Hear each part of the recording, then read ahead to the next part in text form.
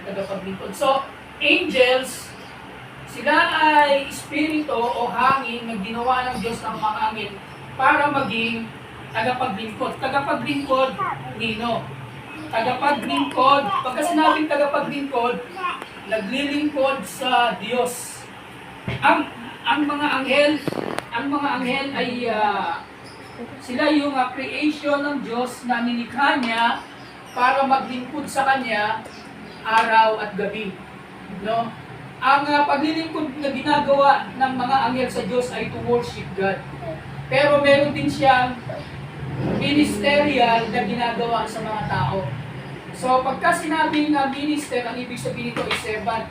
At the same time, ang angel din po ay lingkod ng tao. Dahil yung salitang minister, ibig sabihin yan, servant from derivation, galing sa salitang notorious.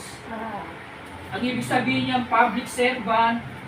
Ang function niyan ay function in the temple or gospel or a worshipper of God o mananambahan sa Diyos. Amen. So, ang anghel ay espiritu. So, ang isa pang katangian ng anghel ay makikita natin sa Ezekiel chapter 28 verse 14.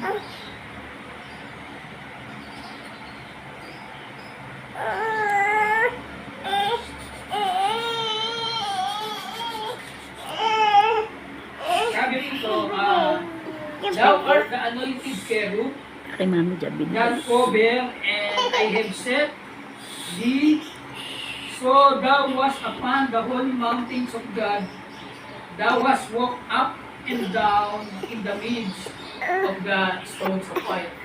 Ang sabi dyan ni Propeta Ezekiel, ikaw ay karugian ng tao. Ang tao ay he can produce himself. Ang tao ay binigyan ng Diyos ng kapangyarihan to produce, to plenish. Yun ang sinabi ng Panginoon, ng Diyos sa mga tao, sa them, and God said unto them, be fruitful and multiply.